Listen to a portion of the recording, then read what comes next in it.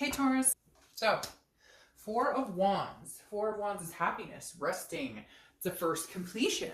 So, if you're not talking right now, you may be talking very soon. I'm going to get a lot of animosity for saying this. I know that, but hey, you're obviously thinking about them, so don't get too mad at me. Even if you're thinking about how big of a piece of crap they are or whatever your thoughts are, the Four of Wands makes me feel like you still have hope or you can still see yourself with this person. It may be just hope in general, but the Four of Wands is one of my favorite cards in the deck because it literally is like, if it were in this deck, it's like two people staring into each other's eyes with a new house behind them, etc. So the Four of Wands is telling me, Taurus, like somebody's not ready to let this go. Either you or they or both of you. There's like this deep connection. You still want it, they still want it, or both. And again, I'm going to get some hate. I know people are going to be like, what? I don't want them. They're terrible. Or the cross watchers are going to say the same thing. Oh, they messed up. Whatever. I'm just telling you, the Four of Wands coming out in a reconciliation read is pretty still connected. That's all I have to say about that. And it could just be the first completion is that you guys are communicating, or maybe there has been some sort of communication. All right, the next card you have is your current position coming into the month, and you have the Fool. The Fool is the first card of the major arcana, which means it's the beginning of a new cycle. The Fool is footloose, fancy free, somebody who, is ready to take a leap of faith. So I'm gonna lie. I feel like for some of you, this may be a new beginning for you and your partner, or it may come to that this month. Some chapter may open up, some new line of communication, some new connection. Not new connection, a deeper connection, or realizing and acknowledging that that connection is still there. Because again, you have the Four of Wands pop out and then the Fool, which is a new beginning. Now, of course, yes, could this represent a new beginning all by yourself? And, you're folly-lolling on to meet greater things? Yes. Do I think that's the majority of you? No. I feel like the majority of you may be past the grief, past the hate, past the judgment, past the sadness, all the things we go through when breakups happen.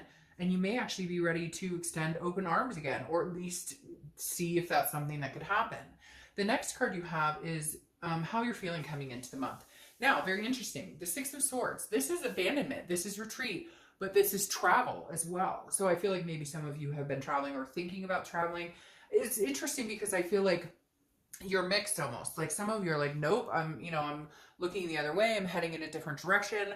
I'm starting anew, but I can't help but feel like that it's almost, I don't want to say you're kidding yourself necessarily, but it's like you knew that leaving, that's really what it's coming down to for this, is that like you knew that leaving and saying goodbye and helping them understand how serious you were about whatever was going on, lying or deception, or even if it's just fighting or arguing, or I get the sense that for a lot of you it was like, oh, you don't want to move in together, or we've had these plans to move in, or we've talked about marriage and nothing's happening, and they didn't get the picture that like, hey, I'm not standing around waiting for you to decide what it is you want with me. Like, that's not fair. I'm not your doormat.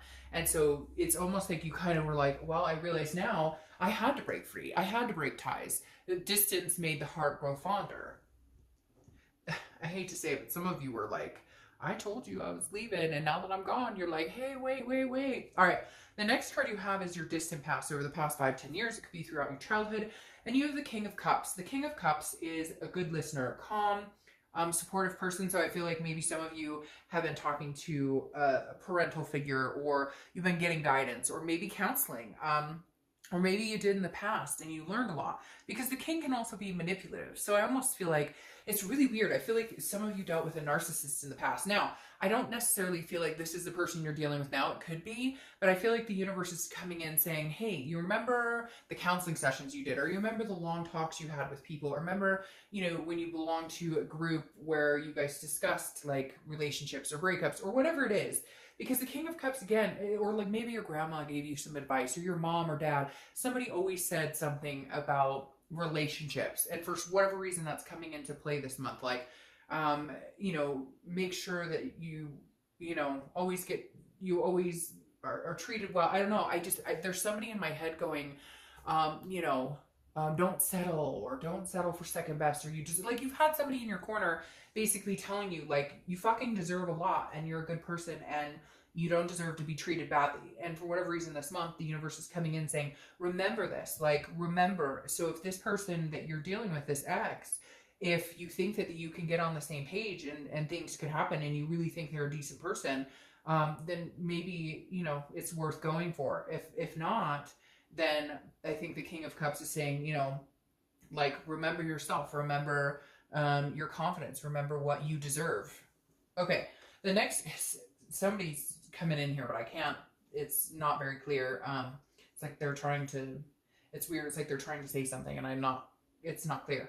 All right, the next card you have is your immediate past, so over the past 2 weeks, past month or two, and you have the Moon, which is Pisces card, which is an illusion. So I call it almost the shady card because I always use the same example. The Moon is like you're in the wilderness, you're walking down a path, there's a moon in the sky, that's your only light, and ahead of you there's a giant object, and you don't know if it's a bear that can eat your feet or if it's a freaking rock that you can just walk around. So instead of figuring it out, it's like an illusional state. You fear something that may or may not really exist. And I feel like, Taurus, with you, this is saying the past few weeks, past month or two, you don't know what's going on with this ex. You're either in the dark or they're in the dark, or one minute they're trying to contact you and the next minute they go dark.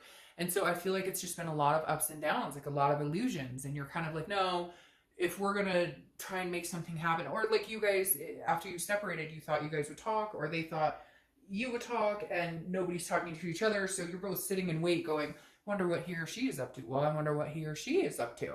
And like nobody's communicating. So you're both assuming like worst case scenarios, and yet nobody is actually picking up the phone to find out. All right. The next card you have is your distant future. So over the next few months, and you have the Five of Cups. So the Five of Cups is interesting here. This is like, again, man, some of you guys are stubborn. That's all I've got to say. Somebody is stubborn as all get up, because literally it's like, it's almost like you guys, if you would just say what needed to be said, one of you or both of you or whatever, then you could have this happiness, because this is like somebody being, like, I'm not going to listen to you. But it's also a solitude, and it's a sadness, but it's like, it feels like it's self-inflicted. Like, well, yeah, you're insulted, and I know, somebody's going to be out there going, no, they left me, or I left them, and screw them, and whatever. Again, general read. But the Five of Cups right here feels like it's almost like a self-inflicted sadness or grief. Like if somebody ate a piece of humble pie and said, okay, I love you, I'll take you back, or okay, I love you, will you take me back? Then you would be in a much better circle. But I feel like over the next few months, you may still be playing this kind of like back and forth. Like one minute you guys are communicating, the next you're not. It's almost like you guys are stubborn to a fault. Nobody wants to be the first one to say anything in fear of getting hurt, so nobody says anything. Or you could just bite the bullet and say something and have that, right? The next card you have is your immediate future. So throughout the month, and you have the Nine of Cups. Okay. So some sort of communication or some sort of realization or some sort of, but again, like I feel like you give an inch, then they give an inch, or they give an inch, then you give an inch, but nobody's willing to give a mile. And for some of you, rightfully so. For some of you, you've given a mile or you've gone that distance and you're kind of like, okay, I'm not doing that again. But the Nine of Cups is a very blissful, it's pleasure, it's fulfillment. So I feel like at some point this month, there will be some sort of like coming to, I keep hearing like come to Jesus moment where you guys both connect, or maybe you realize this is a person you still love and care about and you still feel connected to and maybe want to try again, or they do this with you. Because again, there's nothing bad about the Nine of Cups. It's a very, very peaceful, joyful feeling. All right, the next card you have is anything that's going to happen throughout the month. It could be the beginning, middle, end. It could last for a day, an hour, etc.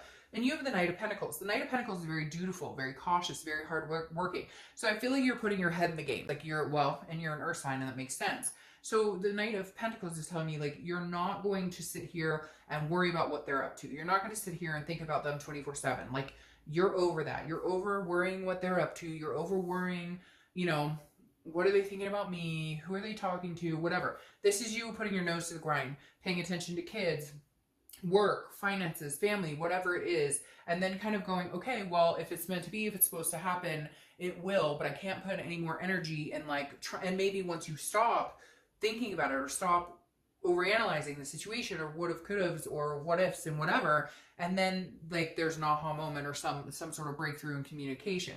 Because once you stop dwelling on something, you give it more room to breathe, and then it has more room to actually be open and come forth. You know, whether it's your connection, whatever, or your energies, etc. The next card you have is how you're feeling throughout the month. Again, could be the beginning, middle, end. It's interesting. You have Justice's card. Justice, which is Libra's card. So you could be dealing with Libra, but Justice is also marriage-minded.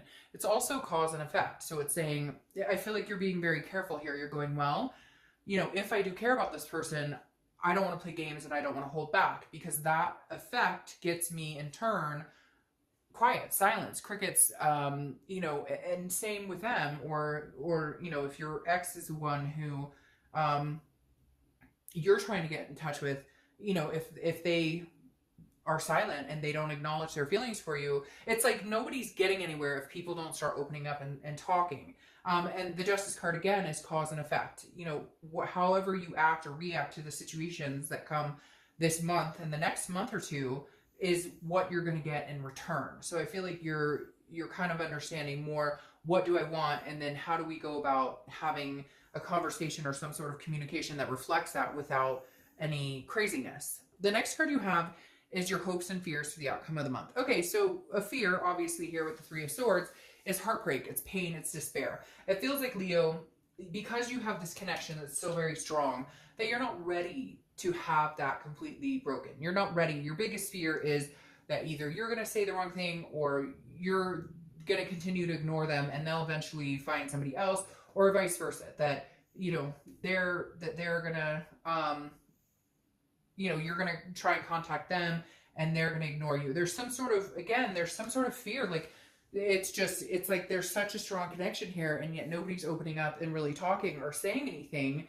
And that just creates a bigger wedge, and that just creates more of a fear of this type of heartbreak or having pain or despair or being hurt or let down. And again, this is, you know, this is internal. So how do you get over that? You know, open up, and if it doesn't work and they say go to hell, then you have your answer and bye, you move on, or vice versa.